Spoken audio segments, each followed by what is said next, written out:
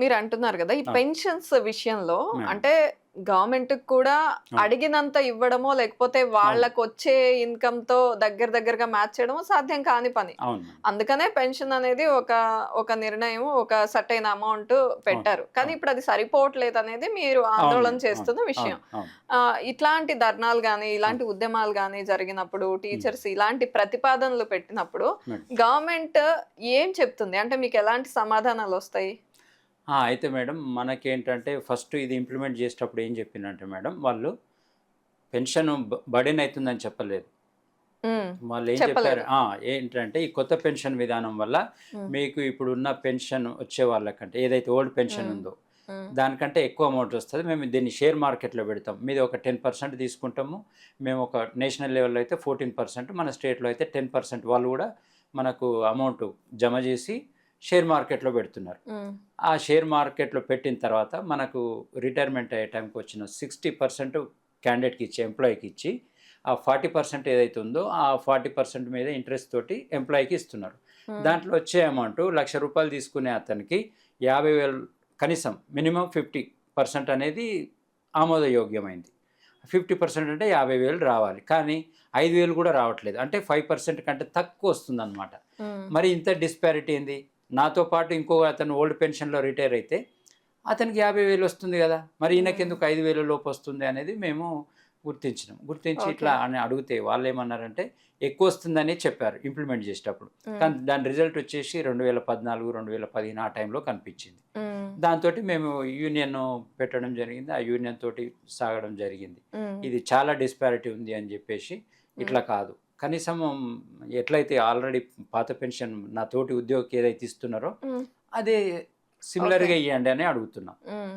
అడుగుతుంటే వీళ్ళు ఇవ్వకపోగా హ్మ్. కొన్ని ప్రదేశాలు ఆల్రెడీ కాంగ్రెస్ పాలిత ప్రాంతాలు ఏవైతే ఉన్నాయో, హ్మ్. రాజస్థాన్ గాని, ఛత్తీస్‌గఢ్, పంజాబ్ హ్మ్. ఇట్లా వాళ్ళే ఎక్కడైతే ఉన్నారో హ్మ్.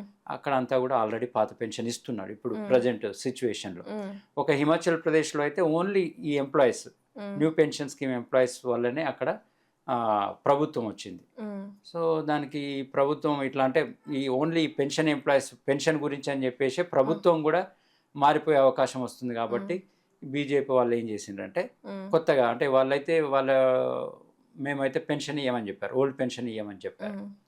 కాకపోతే ఏం జేసిండ్రంటే ఇప్పుడు ఏప్రిల్ 1 నుంచి యూనిఫైడ్ పెన్షన్ స్కీమ్ అని కొత్త స్కీమ్‌ని ఓకే. ఒకటి తెచ్చారు. హ్మ్. అది ఏప్రిల్ నుంచి ఈ ఇయర్ స్టార్ట్ జేస్తామని జెప్పారనమాట. హ్మ్. మనం అనుకున్నాం గదా! ఎట్లాగో 50% రావట్లేదు. మరి వీళ్ళకి కనీసం 50% ఇవ్వాలనే ఉద్దేశ్యంతోటి పట్టుకొచ్చారు. హ్మ్. కానీ అది గూడా సరిగ్గా లేదు మేడం. ఎందుకనంటే దాంట్లో ఏంటంటే 25 ఇయర్స్ చేసిన తర్వాత రిటైర్ అయితేనే 50%. ఓకే. మీరు ఒకవేళ 20 ఇయర్స్ చేస్తే 50% రాదు. ఒకవేళ అంటే ఒక ఎంప్లాయీ కన్సిస్టెంట్‌గా 25 5 ఇయర్స్ ఇయర్స్ చేస్తేనే ఉండాలి. మీకు హ్మ్. 50% అనేది ఒకటి పెట్టారు. హ్మ్. తర్వాత మళ్ళీ మేమిచ్చే కాంట్రిబ్యూషన్ అమౌంట్ ఉంది గదా మేడం! హ్మ్. ఆ కాంట్రిబ్యూషన్ అమౌంట్‌ని వాళ్ళు అట్లనే కలెక్ట్ జేస్తున్నారు. ఇంతకుముందు కలెక్ట్ చేస్తే సిపిఎస్‌లో మాత్రం 60% ఇచ్చేది. హ్మ్. ఇందులో వీళ్ళు ఇవ్వట్లేదు. ఓహో!